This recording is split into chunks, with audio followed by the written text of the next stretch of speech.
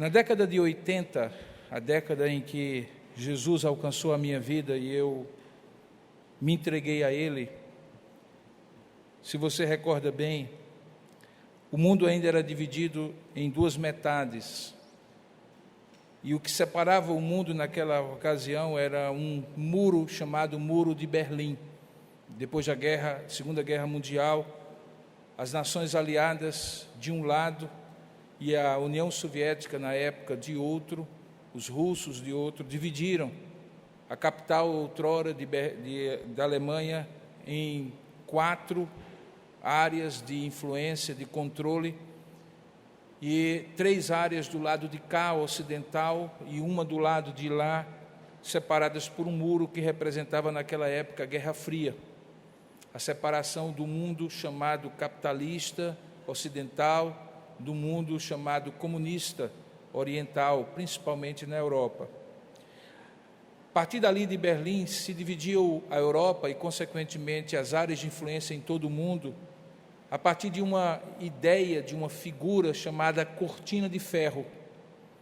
A Cortina de Ferro fazia com que as nações que estavam sob a influência da União Soviética na época, Romênia, Polônia, Tchecoslováquia e outras nações da Europa Oriental, caracteristicamente debaixo do domínio dos russos, ficassem separadas daquele restante ocidental da Europa, e no mundo todo essa divisão realmente se estabeleceu, na América Latina, na Ásia e assim por diante. Aquela era uma época em que nós, que éramos cristãos, especialmente evangélicos, tínhamos algumas figuras, como o irmão André e um outro chamado Richard Wurmbrand, como heróis, porque eles eram aqueles que denunciavam o comunismo como o grande inimigo do evangelho, da fé cristã na época, ou eventualmente, ao denunciar, também evangelizavam aqueles que estavam do outro lado da cortina de ferro. 2 livros particularmente me marcaram nos primeiros anos de fé cristã, que foram O Contrabandista de Deus, contando a história do irmão André, como ele levava Bíblias pelas fronteiras proibidas e evangelizava com a palavra de Deus, que até então era proibida naqueles países. E o outro, Perseguido por Amor a Cristo, desse Richard Wurmbrand, contando a história de como ele foi preso e permaneceu em prisões comunistas do lado oriental da Europa, sofrendo por amor a Cristo.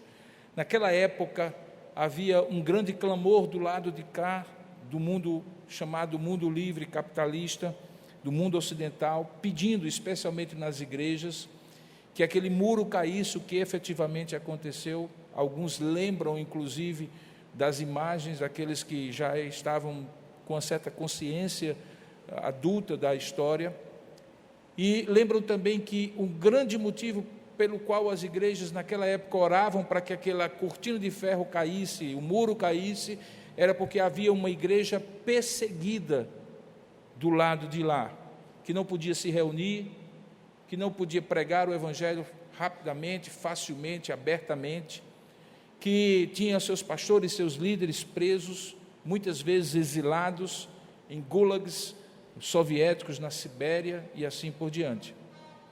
A ideia ou a imagem, a expressão igreja perseguida se tornou uma razão que fez com que ainda hoje se tenha um dia do ano em que as pessoas nas igrejas se reúnem para interceder pela igreja perseguida. Só que hoje, não mais por aquelas nações e por aquelas igrejas que estão na Europa Oriental, mas aquelas que hoje estão, por exemplo, em países de cultura, religião, predominantemente islâmica. A igreja continua perseguida, o perseguidor eventualmente tem mudado. Nos últimos tempos, com essa situação toda da pandemia em todo o mundo, e particularmente no Brasil, novamente, a ideia de que existe uma perseguição contra a igreja se tornou ainda mais corrente e ainda mais falada e ainda mais exposta.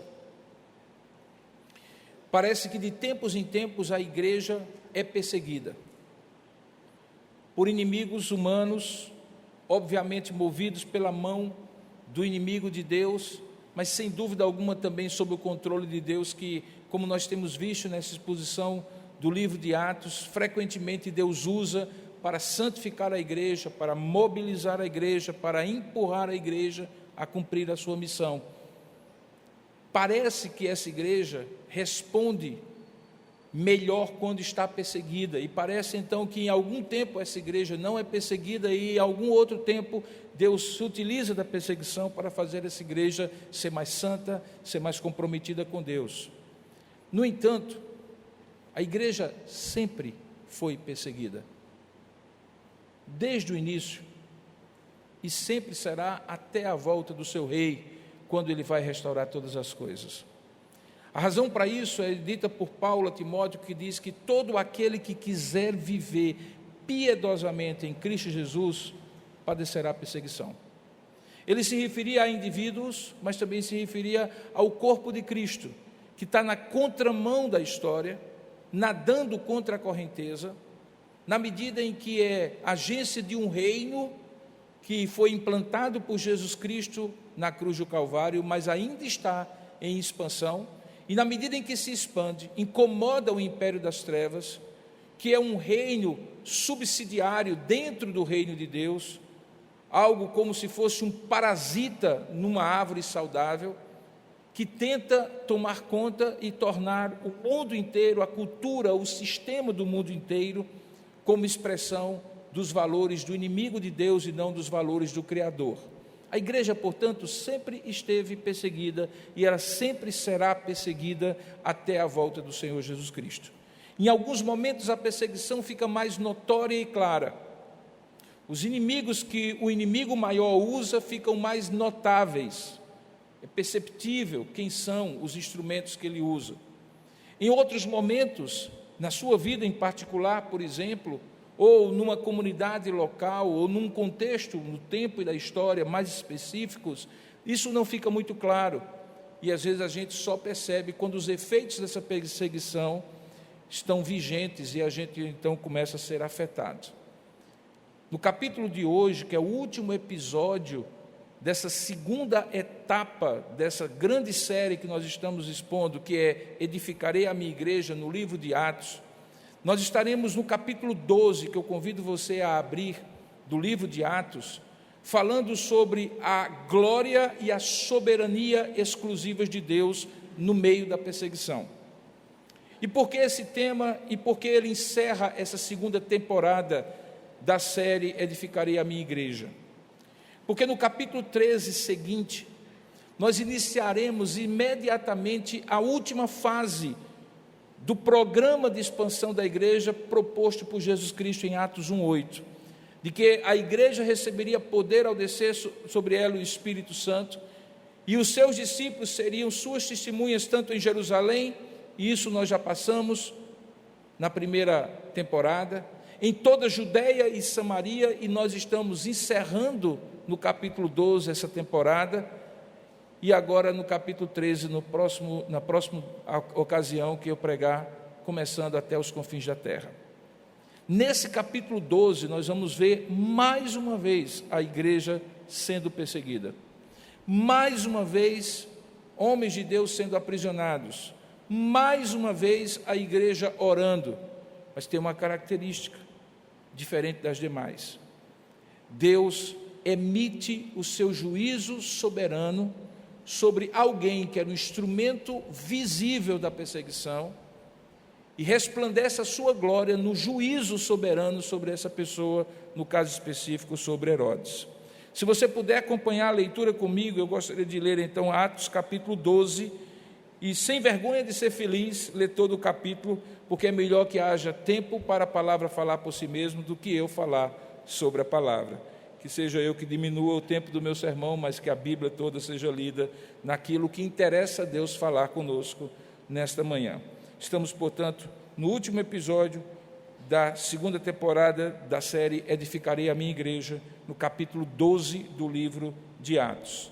Diz assim a palavra de Deus: Por aquele tempo, mandou o rei Herodes prender alguns da igreja para os maltratar, fazendo passar a fio de espada, ou seja, matando Tiago, irmão de João, ambos filhos de Zebedeu, um dos primeiros apóstolos do Senhor. E vendo isto, Herodes, que era agradável aos judeus, prosseguiu, prendendo também a Pedro. E essa já é a 4ª prisão de Pedro no livro de Atos. E eram naquela época os dias dos pães asmos, que antecediam a Páscoa, a mesma época em que Jesus foi crucificado, anos atrás. Tendo-o feito prender, tendo prendido então Pedro, lançou-o no cárcere, entregando a 4 escoltas de 4 soldados cada uma. Portanto, a cada turno, 16 soldados tomavam conta de Pedro no cárcere, para o guardarem, tencionando apresentá-lo ao povo depois da Páscoa, o mesmo que havia acontecido com Jesus anos atrás. Pedro, pois, estava guardado no cárcere, mas eis aí um detalhe, comum a todos os momentos de perseguição no livro de Atos: havia oração incessante a Deus por parte da igreja a favor dele. Quando então Herodes estava para apresentá-lo, naquela mesma noite, dormia Pedro entre 2 soldados que ficavam mais junto dele, com 2 correntes ou 2 cadeias acorrentado, e sentinelas estavam na porta guardando o cárcere. Portanto, Pedro estava preso mesmo. Eis, porém, que sobreveio um anjo do Senhor, e uma luz iluminou a prisão, e tocando ele o lado de Pedro, o despertou, dizendo: levanta-te depressa. Então as cadeias caíram-lhe das mãos, porque ele estava acorrentado. Disse-lhe então o anjo: chega-te, calça as sandálias. E ele assim o fez. Disse-lhe mais: põe a capa e segue-me. Então, saindo, o seguia, não sabendo que era, preste atenção, não sabendo que era real o que se fazia por meio do anjo. Parecia-lhe antes uma visão. Depois de terem passado a primeira e a segunda sentinela, chegaram ao portão de ferro que dava para a cidade, o qual se lhes abriu automaticamente. Primeiro portão automático da história.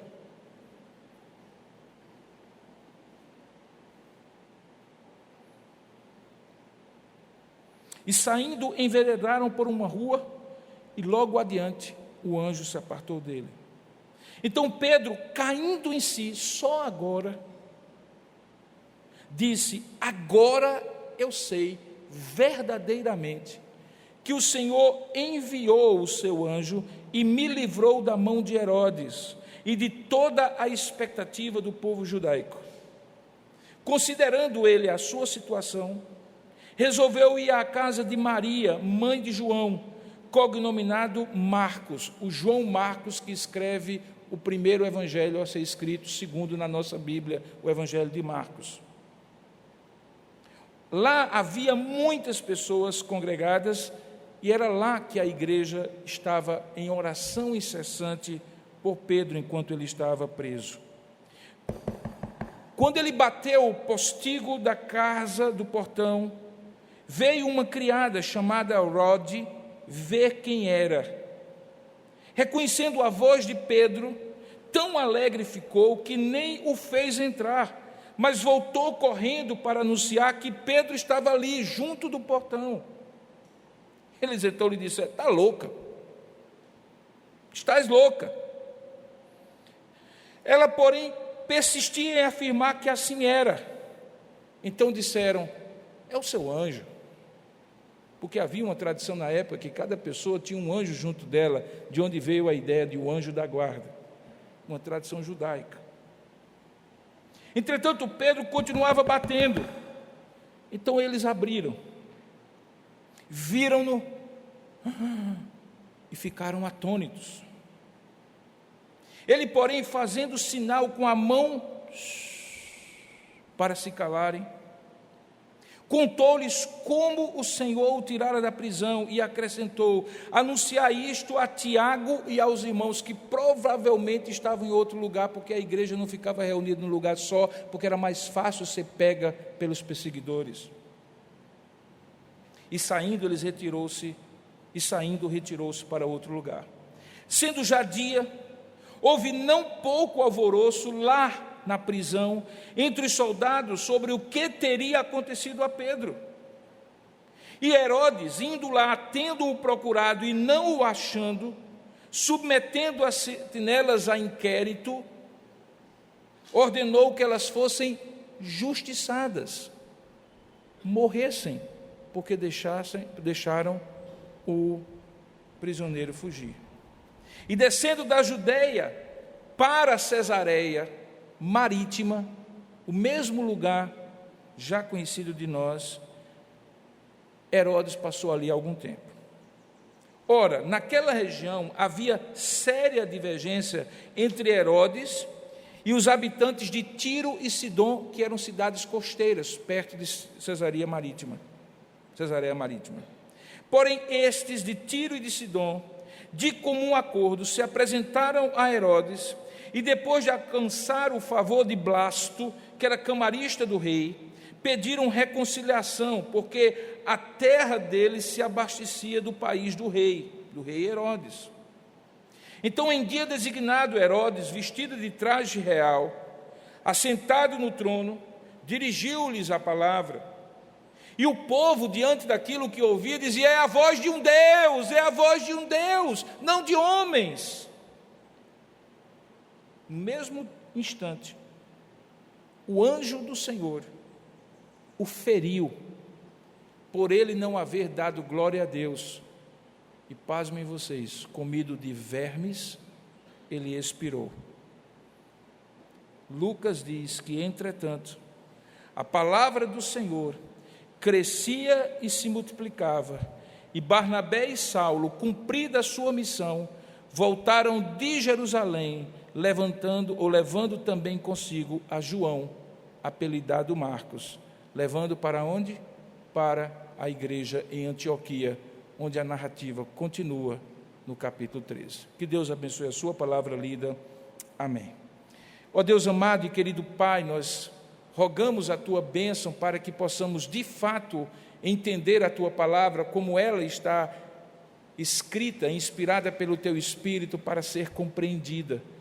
Que não nos falte a tua assistência, ó Espírito do Senhor, na medida em que tu mesmo inspiraste Lucas para registrar esta palavra, de tal maneira que possamos, iluminados por ti mesmo, Senhor, compreender por que ela está aqui, o que ela fala e o que tem a ver conosco. Abre o nosso entendimento, permita-nos compreender a tua palavra para além da racionalidade, da compreensão intelectual, mas que o teu Espírito fale ao nosso coração, fale ao nosso espírito, e mesmo sendo nós fracos, falhos, pecadores, muitas vezes obedientes a ti, nada atrapalhe o fluir da tua graça e da tua palavra, para que possamos compreender a soberania e a glória do Senhor em meio à perseguição. Oramos assim, Pai, e agradecemos em nome e para a glória de Jesus. Amém. Queridos, esse Herodes não é Herodes o Grande. Logo de passagem, eu preciso dizer isso para você. Herodes, depois de morrer, teve o seu reino dividido entre os seus filhos. E você encontra outros Herodes a partir da morte do rei Herodes, dentre os quais esse, que era o governador, o rei daquela região mais ao norte de Israel, onde estava acontecendo esses fatos e para onde a igreja estava crescendo, era um vetor de crescimento naquela direção. Esse Herodes, a semelhança do seu pai, que havia, desde a época do nascimento de Jesus, perseguido a igreja que estava ali no ventre da Virgem Maria, porque era o rei Jesus que estava para nascer, e você recorda-se que ele mandou matar todas as crianças de 2 anos para baixo, a ponto de José e Maria terem que fugir para o Egito, e dali vir o Salvador. A semelhança do seu pai, Herodes, era alguém que vivia o dilema de todo aquele que está no poder, especialmente no poder político. Viver para agradar e sustentar-se no poder.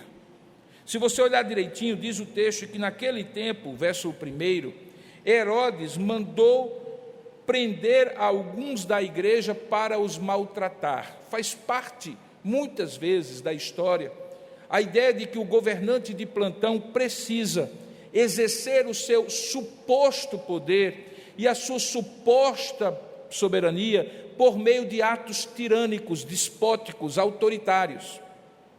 Parece ser esse o caso de Herodes.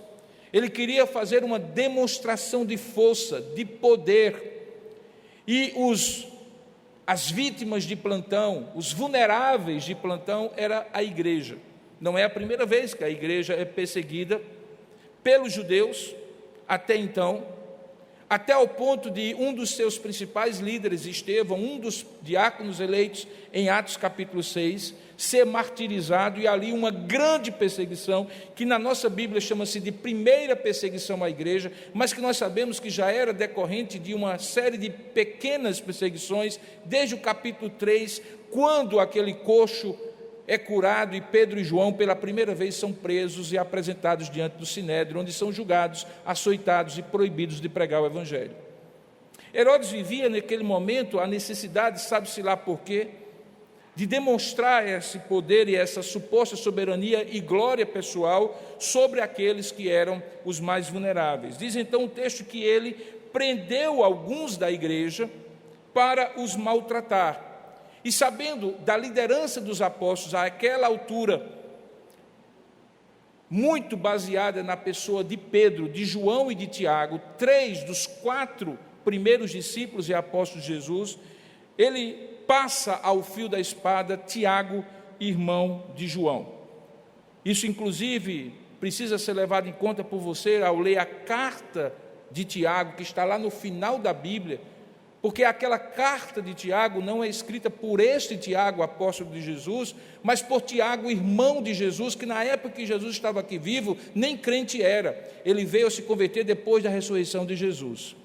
Esse Tiago, que era conhecido como uma das colunas da igreja, e a quem Paulo, depois de convertido no capítulo 9, chega a se encontrar com Pedro, João e Tiago, portanto, aquele que era coluna, uma das forças, baluartes da igreja em Jerusalém, esse Tiago é passado a fio da espada e se torna, então, o segundo mártir da igreja, conhecido pelo nome. Talvez outros morreram, além de Estevão, além de Tiago. Eles dois são nomeados. Perceba que no verso de número 3, no texto que nós lemos, aquilo que provavelmente era a intenção primitiva, primeira de Herodes, se revelou como uma boa política de demonstração de força e poder, porque diz o texto que vendo ser isto, agradável aos judeus, ele prosseguiu prendendo também a Pedro, e era uma época muito significativa, porque era a época dos pães asmos, aqueles 7 dias que antecediam a Páscoa. Obviamente que Pedro e toda a igreja fez uma relação natural, uma correlação natural ao que tinham vivido anos antes, quando nesta mesma época Jesus havia sido também preso, também morto na cruz do Calvário.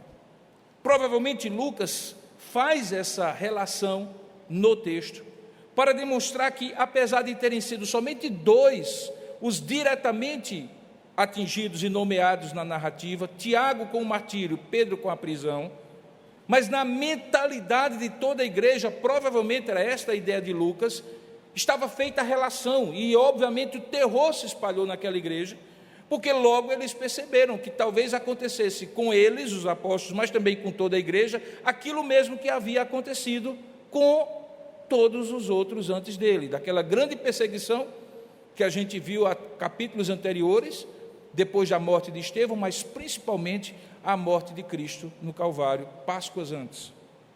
No entanto, veja que apesar de ele prender a Pedro e fazê-lo de maneira muito clara, mostrando o poder que ele tinha, designando 16 soldados em 4 escoltas diferentes, por turno, para segurar aquele homem na cadeia, era uma demonstração exagerada, exorbitante de força, porque Pedro era apenas um homem.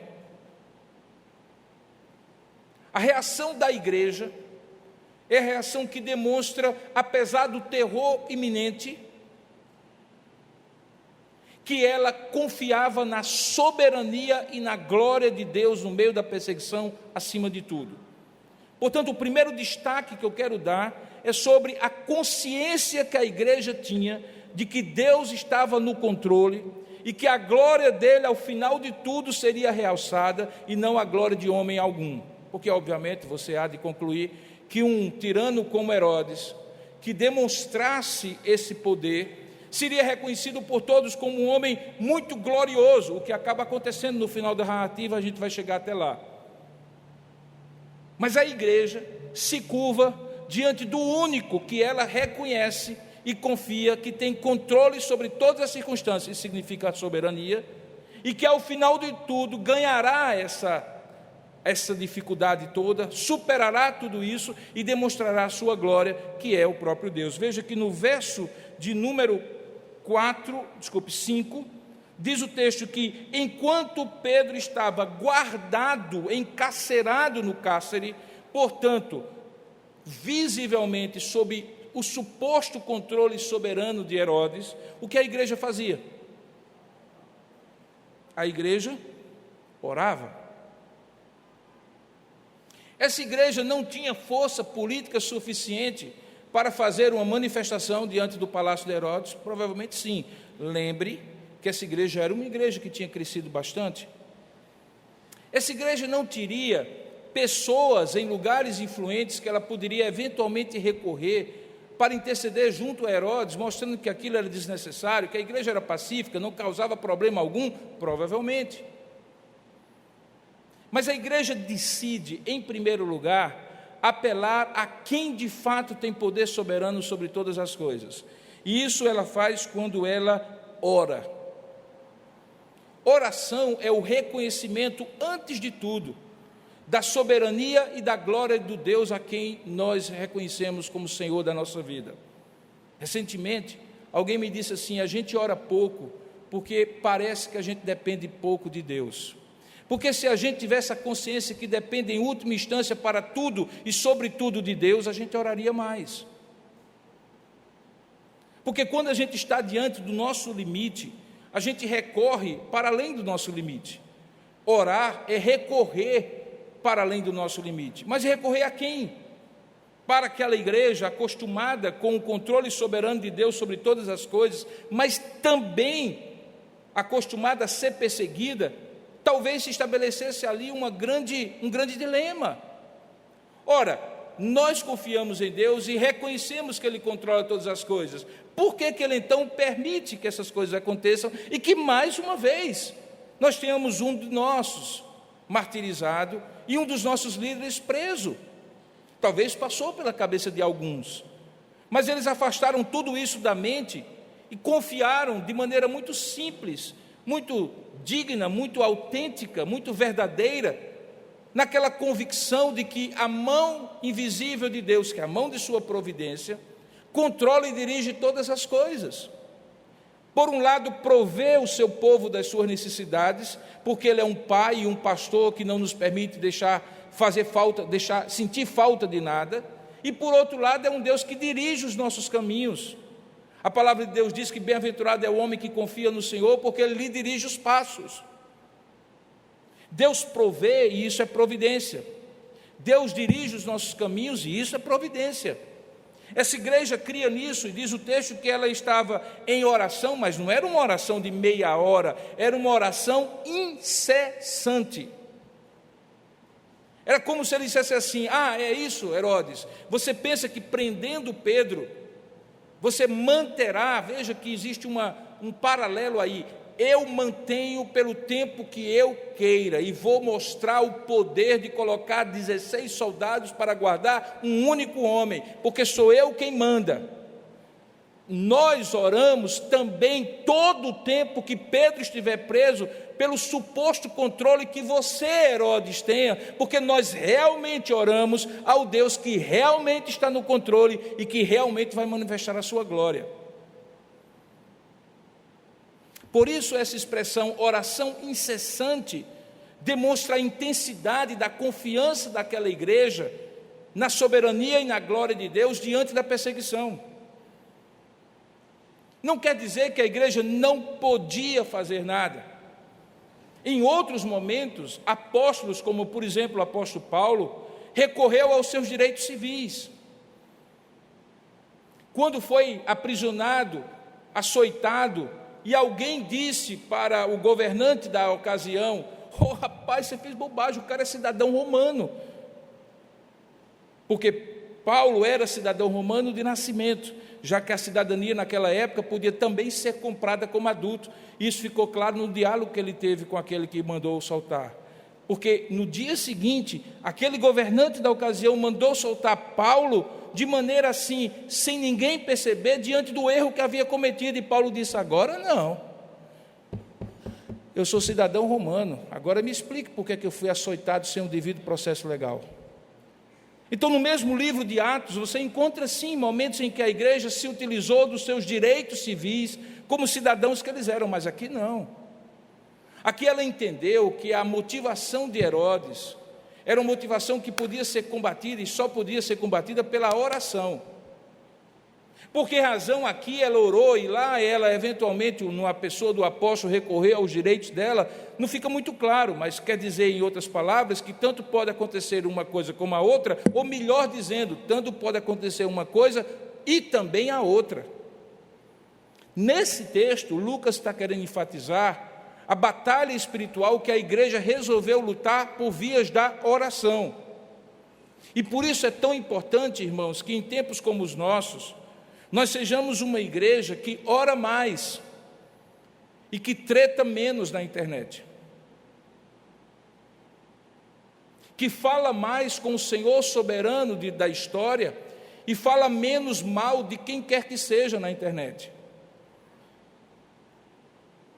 que esteja mais tempo investido na presença do Deus soberano, que afinal de contas controla em qualquer momento de 2000 anos da história, quando a igreja foi perseguida e está sendo perseguida, do que qualquer outro expediente que a igreja possa usar. Igreja que ora mais para que Deus revele a sua soberania e a sua glória, é uma igreja que confia mais no controle de Deus soberano sobre a história. Igreja que prefere se utilizar de outros meios e esquece de orar, é uma igreja que confia mais no seu próprio poder, na sua própria articulação política, nos seus próprios meios humanos e sociais e políticos para agir. E nesse aspecto ela perde, porque a igreja não é instituição, igreja é a agência do reino de Deus na terra. E como agência do reino de Deus na terra, diz Paulo que as nossas armas não são carnais, mas são poderosas em Deus para destruir sofismas e para levar toda a altivez do conhecimento ao cativeiro da mente de Cristo, pela proclamação do Evangelho. Essas são as nossas armas. O que acontece a partir dali é a manifestação desta convicção. Veja, Lucas estrutura a narrativa dele assim: ele contextualiza nos primeiros versículos, ele diz o que estava acontecendo e qual tinha sido a reação da igreja e por que aquela igreja estava reagindo daquela maneira, porque confiava na soberania e na glória de Cristo sobre todas as coisas. A partir do verso 6, ele vai contar o milagre que revela a glória de Deus, porque os milagres são postos no livro de Atos, lembra aquela expressão milagres, sinais e prodígios, como expressão da glória de Deus. Eles acompanham aos que creem, eles manifestam o propósito de Deus e da credibilidade à pregação do Evangelho. E mais uma vez aqui vai ficar claro pela libertação sobrenatural de Pedro que Deus está manifestando a sua glória, credibilizando aquele apóstolo que estava preso e desonrando, humilhando o governante de plantão. O milagre é contado do verso 6 até o verso de número 8, mais ou menos. E o que me chama mais atenção nesse milagre é a profusão de detalhes. E eu fico me perguntando toda vez que eu leio a Bíblia, por quê? Por exemplo, por que é que diz assim, Pedro dormia entre 2 soldados? Por que não dizer assim, Pedro estava na prisão? Por que dizer que estava entre 2 soldados? Por que dizer que ele estava acorrentado? E acorrentado com 2 cadeias, possivelmente amarrando a mão direita à perna direita e a mão esquerda à perna esquerda, que era uma das formas de manietar um prisioneiro romano. O que impedia, obviamente, dele se deslocar com algum tipo de liberdade. Por que dizer que, além disso, havia outros que estavam ali guardando, e para ele sair da prisão, o que acaba acontecendo, ele tem que passar por 2 fileiras de guardas que vão de dentro para fora até chegar ao final, quando ele dá na rua. Por quê? Por que dizer que o anjo conversou com Pedro e teve que insistir primeiro assim, bota a sandália, Pedro? Porque talvez na hora que o anjo disse assim, acorda, acorda, acorda, acorda, Pedro apavorado como qualquer um outro, imagine, só imagine. Você está no fundo de uma prisão, dormindo porque não tem o que fazer, cansado, talvez, àquela altura também já manietado, açoitado, como era provável que tivesse acontecido. De repente aparece um ser luminoso, o anjo do Senhor, acorda você e diz assim, vamos, levante-se. Bom, eu não sei você, mas eu já passei por situações em que eu tinha certeza que eu estava sonhando, e na verdade estava acontecendo alguma coisa real comigo. O texto inclusive diz que Pedro tinha pensamento inicial de que era uma visão. É preciso que o anjo diga assim, põe uma sandália, porque talvez Pedro, do jeito que estava, já se colocou em pé, meio atarantado, procurando saber quem estava falando com ele e em que direção ele deveria caminhar. E o anjo diz, coloca a sandália. Pedro vai lá e coloca. Aí o anjo diz assim, agora coloca a capa. Porque talvez o que Pedro imaginava na sua visão é que ele iria sair do lugar da prisão A para o lugar da mesma prisão B. Porque, obviamente, se ele soubesse que iria ser liberto naquela ocasião, a primeira coisa que ele teria colocado era juntar todas as coisas que era dele, inclusive a capa que o protegeria da noite, do frio da madrugada.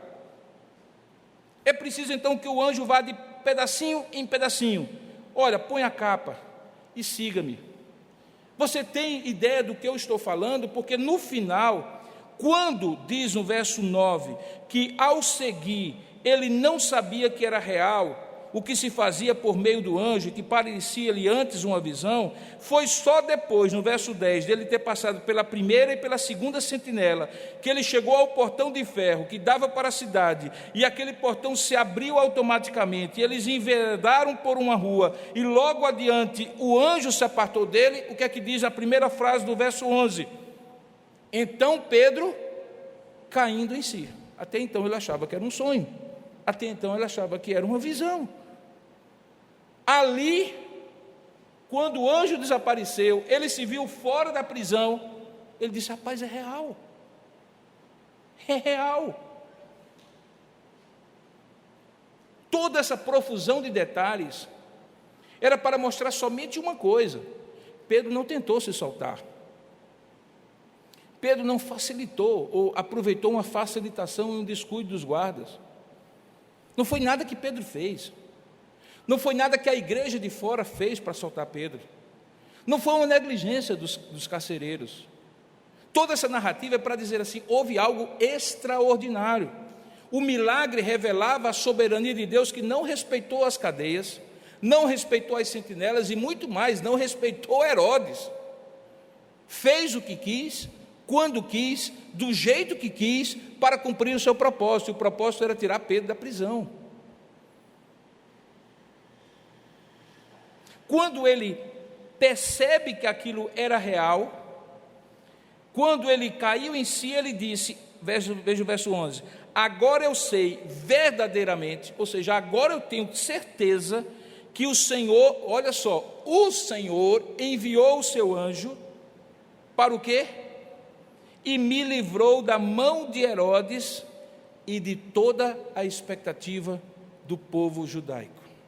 Milagre que é milagre, uma vez ocorrido, dá a quem recebe a percepção, o conhecimento da soberania e da glória de Deus que está fazendo aquele milagre. Milagre que é milagre nunca é atribuído a homem. Milagre que é milagre nunca é atribuído a circunstâncias, nem à sorte, nem a poder político, nem a poder econômico, nem a poder militar. Milagre que é milagre converte o coração da pessoa no coração de um adorador, de um reconhecedor da glória de Deus, da soberania de Deus. E foi isso que Pedro fez. Agora eu verdadeiramente sei que foi o Senhor que enviou o seu anjo e me livrou. E olha só a consciência do que estava em jogo ali. Ele me livrou não da prisão. Pedro não entendeu que Deus apenas havia evitado que ele continuasse preso, nem mesmo que apenas Deus havia evitado que ele fosse martirizado. A questão não era ele. Quando o milagre de Deus acontece, você vê o tabuleiro inteiro e não aquele pequeno movimento de peão que Deus fez. Você consegue transcender ao que está acontecendo com você. Você começa a perceber que aquele milagre tem implicações, reverberações, repercussões para a sua família, para a sua comunidade, para o macroprojeto de Deus, se chama Reino de Deus. Pedro compreendeu isso, ele disse assim, sabe o que é que Deus fez aqui? Não foi só me livrar não, ele frustrou, ele humilhou o poder de Herodes. Ele frustrou e humilhou a expectativa de todo esse povo que queria fazer comigo o que havia feito com Cristo, para manietar a igreja, para impedir que a igreja começasse a crescer. Ele entendeu o macro a partir do seu micro. Ele abriu os olhos para o todo a partir do mínimo que Deus havia feito com ele, que já era uma grande coisa. Se fosse só para livrar Pedro, já seria uma grande coisa. Em Atos capítulo 16, há uma história parecida com essa, em que os personagens são diferentes. Lá é Paulo e Silas, lembra da história? Saulo e Silas estão na prisão de Filipos. A igreja de Filipos é plantada a partir da conversão de 3 pessoas que são nomeadas. Uma jovem adivinhadora que era possessa de demônio, uma mulher muito rica, mercadora de púrpura, que chamava-se Lídia, e um homem que era carcereiro romano. Naquela história, há muitas similaridades com essa. E veja que quando Silas e Paulo estão cantando, aqui ele estava dormindo, lá eles estão cantando, Deus se utiliza de um terremoto para abrir todas as cadeias. Mas a história não é contada para contar o milagre, a história é contada para que quando aquele homem, carcereiro de Filipos, que é conhecido assim, resolve dar cabo de sua própria vida, antecipando o juízo que lhe iria ser feito, a corte militar que ele haveria de ter que comparecer, e consequentemente a pena de morte que lhe seria imposta, por deixar que que um prisioneiro romano fosse solto, ele pega da espada para matar a si mesmo. E aí você conhece o resto da história. Não faça isso. Aquele homem é convertido, é batizado, cuida de Paulo, dos vergões de feridas, lavando, sendo batizado por Paulo, ele e toda a sua casa. Ele se torna uma das colunas da igreja em Filipos, junto com Lídia e junto com a jovem adivinhadora. Perceba que tanto no milagre como no outro, tanto Paulo como Pedro aqui têm consciência que o milagre não é apenas o que acontece com eles, mas o que vai acontecer por meio do milagre que aconteceu com eles, a muitos que estão ao seu redor. Deus usa aquele carcereiro e tudo aquilo, e uma igreja floresce. Por isso que a história está ali. Aqui, Deus livra Pedro de Herodes e ele então cai na real. E quando cai na real, o que é a conclusão que ele chega? Ele me livrou, verso 11, da mão de Herodes e de toda a expectativa do povo judaico. O milagre revela e manifesta a soberania e a glória de Deus. Veja que a partir do verso 12, Lucas continua narrando agora aquele encontro que a oração solicitava a Deus que acontecesse. Bom, eu imagino que você concorda comigo que quando a igreja estava orando incessantemente, Qual era a expectativa da igreja? Era que Pedro fosse solto. Certamente eles pediam isso, oravam por isso, clamavam por isso. A partir do verso de número 12, vai contar a história de como é que isso aconteceu, como é que Deus respondeu à oração e aquele reencontro aconteceu. Diz o texto que, considerando Pedro, a sua situação, ou seja, consciente do que havia acontecido, ele resolveu primeiro ir à casa de Maria, mãe de João, cognominado Marcos. Possivelmente aqui há uma decisão de Pedro, de não sabendo de fato o que poderia acontecer, dele evitar entrar em contato com os demais apóstolos. Por quê? Porque ao entrar em contato com os demais apóstolos, que possivelmente estavam na casa de Tiago, que havia sido martirizado, mas os apóstolos provavelmente se reuniam lá, ele evitaria ser o coelho que levaria os caçadores ao ninho da igreja. Ele procura então a casa de Maria, mãe de João Marcos. O mesmo João Marcos que escreve o Evangelho, que depois vai ser levado por Paulo e por Barnabé para Antioquia, que vai na primeira viagem missionária de Paulo e Barnabé, que depois abandona a primeira viagem missionária. Na segunda viagem missionária, quando Barnabé tenta levá-lo com eles, Paulo rejeita, eles vão para um lado, Paulo vai para outro.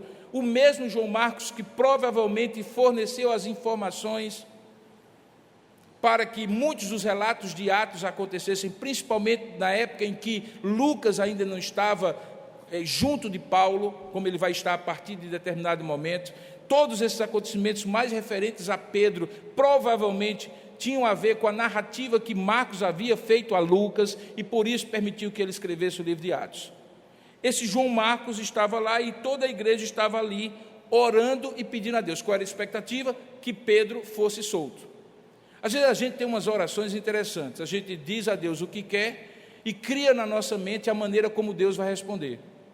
Aparentemente a igreja não imaginava, primeiro, que Deus iria responder tão rápido quanto respondeu, que a igreja não precisaria ir à porta do cárcere para ver o cárcere se abrindo naturalmente por um reconhecimento de Herodes que havia feito uma coisa autoritária e tirânica, porque quando aquele homem bate na porta e aquela criada chamada Herodes vai abrir e reconhece que é aquele homem e volta dizendo, veja, eles primeiro disseram que ela era louca e segundo que era um anjo, que não era Pedro, que era o anjo que de repente depois de Pedro ter ficado no cárcere, ele ficou sem ter o que fazer e foi lá ajudar os outros anjos que estavam com eles, talvez alguma coisa desse tipo.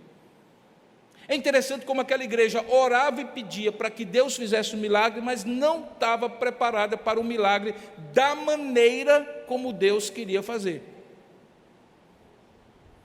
E aí Deus faz de um jeito diferente, e a igreja não está preparada para receber o milagre que estava ali personificado em carne e osso na figura de Pedro.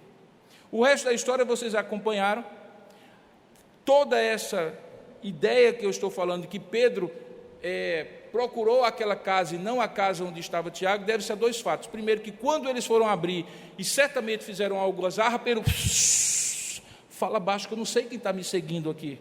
E segundo, porque ele não vai para um outro lugar e manda que eles mesmos, que não estavam presos, portanto não estavam sendo possivelmente seguidos, fossem para a casa de Tiago e avisassem aos outros que ele havia sido liberto. Essa história termina no versículo 19, com a frustração concreta de alguém que não reconhece a soberania e a glória de Deus. O que é que acontece no verso 19? Depois do alvoroço do verso 18, quando os soldados descobriram que Pedro tinha fugido, tinha saído, alguma coisa sobrenatural tinha levado ele da prisão, o próprio Herodes vai em carne e osso lá na prisão. Ao chegar lá, ele percebe que de fato havia acontecido. O prisioneiro Pedro havia se evadido. Ele imediatamente solicita um inquérito, coloca os 16 soldados que estavam de plantão de guarda para darem a sua narrativa, fazem uma acariação. Eles inventam uma história de que alguma coisa miraculosa que ninguém soube explicar como havia acontecido e que o prisioneiro tenha fugido. Qual a decisão de Herodes? Que eles sejam justiçados. A expressão em grego significa que eles sejam penalizados, e a pena era muito simples, você pagava com a vida pela fuga do prisioneiro. Isso fica muito similar ao texto de Atos capítulo 16, com aquele carcereiro do tempo de Paulo. O que é que Herodes faz? Depois daquela grande frustração, a última frase do versículo 19 diz: e descendo ele da Judeia, foi para Cesareia, e Herodes passou ali algum tempo. Se você já foi em Israel ou vai em Israel, você vai descobrir que ali é um dos lugares onde as ruínas do tempo desse texto estão mais preservadas. A fortaleza que havia ali, a casa de verão de Herodes, dos Césares romanos, era uma construção monumental que você conhece pelas ruínas. Era um lugar agradabilíssimo, à beira-mar, uma casa de veraneio. Era um lugar onde Herodes e os Césares romanos, aqueles que um dia ocuparam aquele lugar, fugiam da loucura que era o centro do poder em Jerusalém. Com toda aquela pressão, além do calor, além de toda aquela situação ali extremamente abafada, politicamente falando, religiosamente falando e até mesmo geograficamente falando. Eles tinham 2 lugares de refúgio. Um deles era Cesareia Marítima. O texto está assim porque Lucas está querendo dizer assim: o cara ficou tão frustrado, mas tão frustrado, que disse: eu vou para Camboinha. Eu vou tomar uma aguinha de coco, porque não pode um negócio desse. Eu vou tomar um banhozinho de mar. Eu vou descansar um pouco. E ele foi, diz o texto que ele não ficou por muito tempo lá, ou melhor, ficou por algum tempo lá. E aí vem a última parte do texto que nós lemos, que revela não apenas o milagre que concretiza a soberania e a glória de Deus, a oração que antecipa o milagre que visibiliza a glória e a soberania de Deus, mas agora, quando alguém não reconhece a soberania e a glória de Deus, qual é o tratamento que Deus dá a alguém? Você já deve ter ouvido falar de um texto do Antigo Testamento que diz: a minha glória não darei a outrem. O que é a glória de Deus? Que glória é essa que Deus não divide com ninguém? A palavra glória no Antigo Testamento e no Novo Testamento tem o mesmo significado. No Antigo Testamento ela aparece cerca de 200 vezes. No Novo Testamento ela aparece cerca de 166 vezes. No Novo Testamento ela é traduzida por uma palavra chamada doxa. Significa, que é a palavra que é usada aqui, significa o esplendor da presença divina, a majestade da presença divina. A glória de Deus em alguns momentos se manifesta de maneira concreta. Quando em Isaías capítulo 6, no ano da morte do rei Urias, o sacerdote Isaías entra no templo e contempla Deus no alto e sublime trono. Preste bem atenção, porque ali tem uma relação entre soberania e glória. O rei tinha acabado de morrer, o trono estava vazio. Deus chama o sacerdote e diz: não, está vazio não. Eu estou no alto e sublime trono, e eu vou me revelar a você como Deus soberano, que está num alto e sublime trono. O rei pode estar morto, mas eu continuo no controle. O rei pode estar morto, mas eu continuo soberano sobre o meu povo. O que acontece ali é que ele vê Deus no alto e sublime trono, e criaturas com 6 asas, querubins cantando a Deus, dizendo continuamente: santo, santo é o Senhor, toda a terra está cheia da sua glória. Aquela glória baixa, na forma de uma fumaça, que na Bíblia tem o nome de Shekinah, a glória excelsa do Senhor.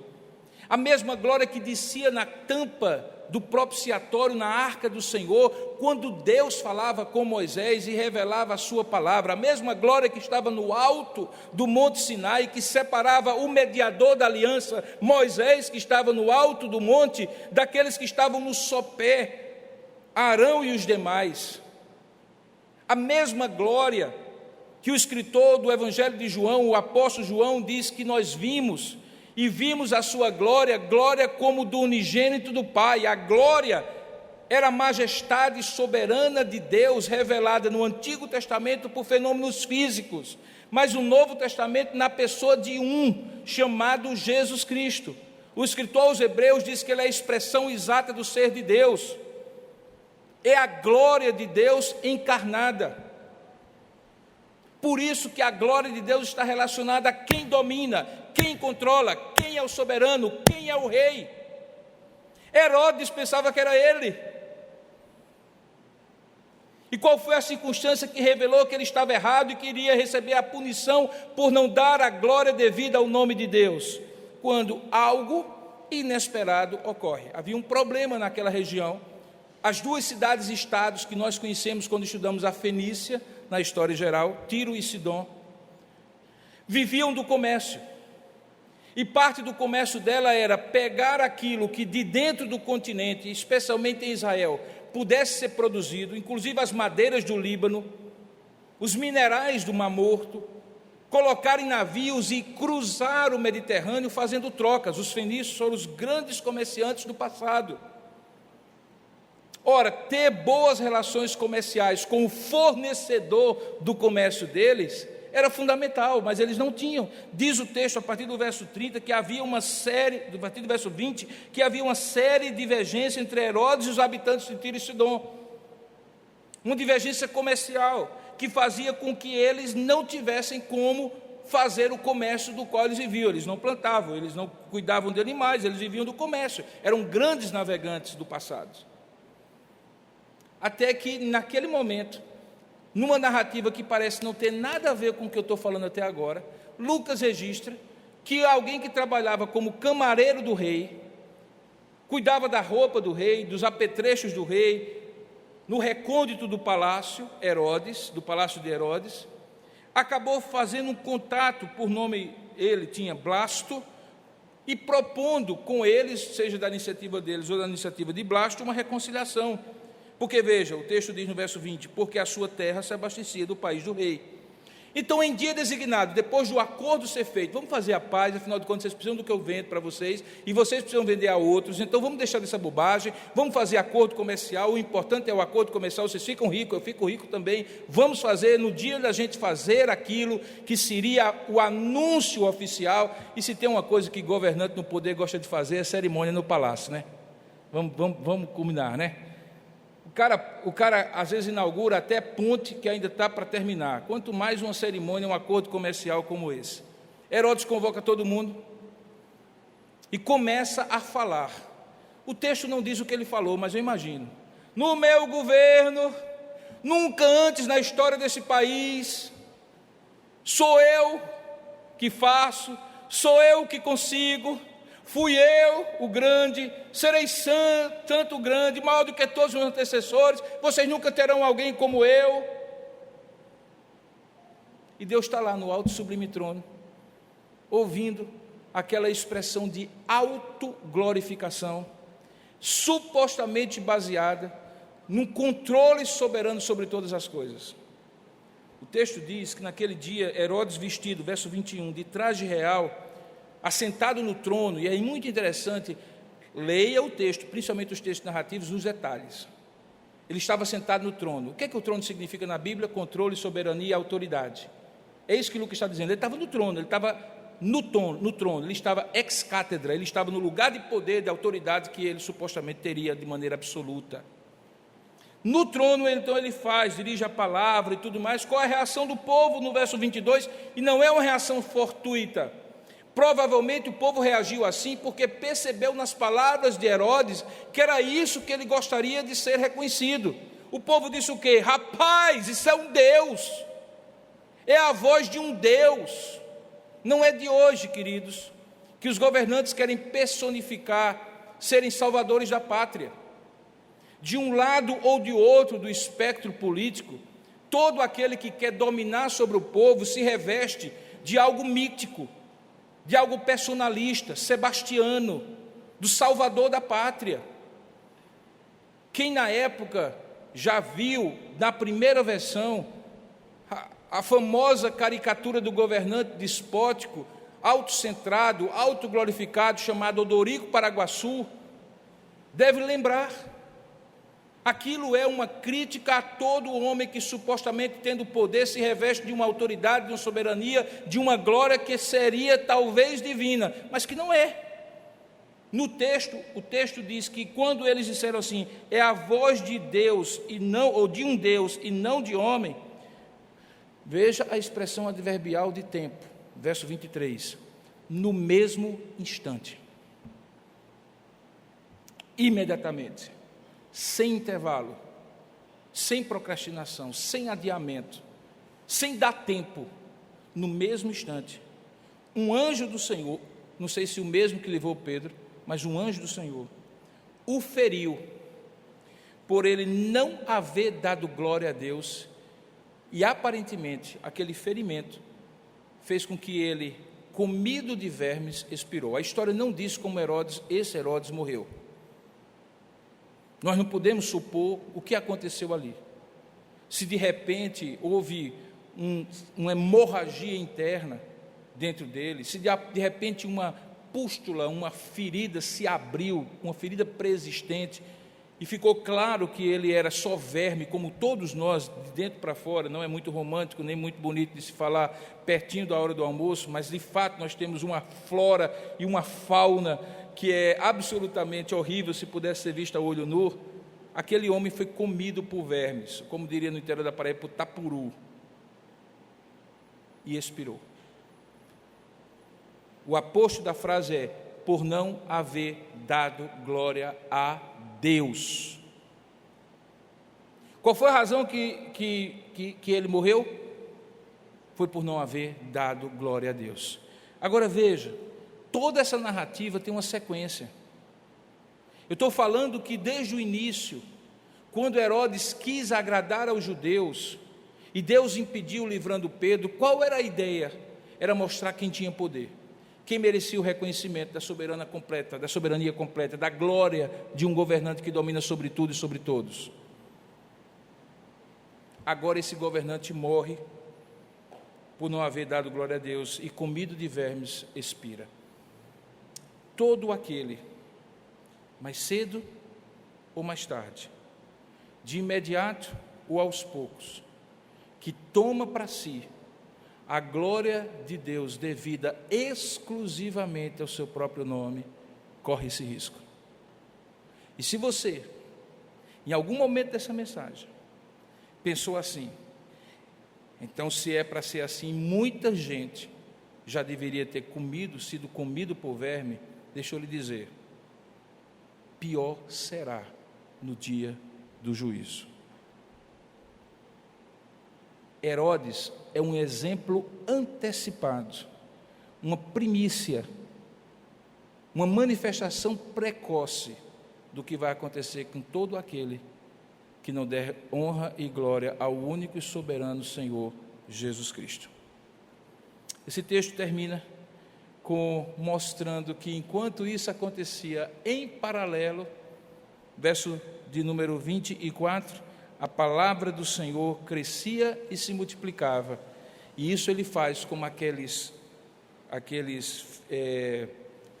dobradiças do texto que eu já falei em outras expressões, em que ele vai passar agora para uma outra narrativa, porque logo depois ele emenda dizendo assim: Barnabé e Saulo, cumprida a sua missão, voltaram de Jerusalém, levando também consigo a João, apelidado Marcos. E aí, a partir do capítulo 13, verso 1, ele conta a história numa outra dimensão, é quando a gente vai de maneira mais clara até os confins da terra.